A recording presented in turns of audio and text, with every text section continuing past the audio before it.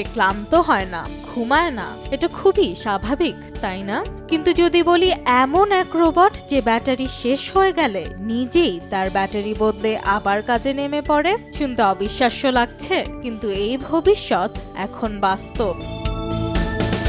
চীনের একটি প্রযুক্তি প্রতিষ্ঠান ইউবিটেক রোবোটিক্স তৈরি করেছে এমনই এক মানবাকৃতির রোবট, যার নাম ওয়াকারেস 2। 5 ফুট 3 ইঞ্চি উচ্চতা, ওজন প্রায় 43 কেজি, আর দেখতে অনেকটা মানুষের মতোই। সবচেয়ে বড় চমক, চার্জের জন্য আলাদা করে মানুষকে সাহায্য করতে হয় না। এর 48 ভোল্টের ডুয়েল লিথিয়াম ব্যাটারি এই রোবট নিজেই বদলাতে পারে। যখন একটি ব্যাটারি শেষ হয়ে যায় তখন সে নিজেই গিয়ে নতুন ব্যাটারি লাগিয়ে নেয়, ফলে টানা 7 দিন 24 ঘন্টা কাজ চালিয়ে যেতে পারে কোনো বিরতি ছাড়া। কি কি কাজ করতে পারে এই রোবট?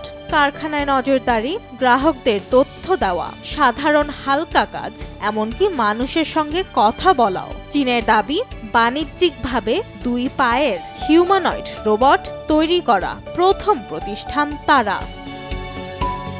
2012 সালে শুরু হয়েছিল ইউবিটেকের পথ চলা। 2023 সালের ডিসেম্বরে তারা তালিকাভুক্ত হয় হংকং স্টক এক্সচেঞ্জে। প্রতিষ্ঠানটির স্বপ্ন, একদিন প্রতিটি ঘরেই থাকবে এমন একটি রোবট, নির্ভরযোগ্য, দক্ষ এবং মানুষের দৈনন্দিন কাজকে সহজ করা। এটাই তাদের লক্ষ্য।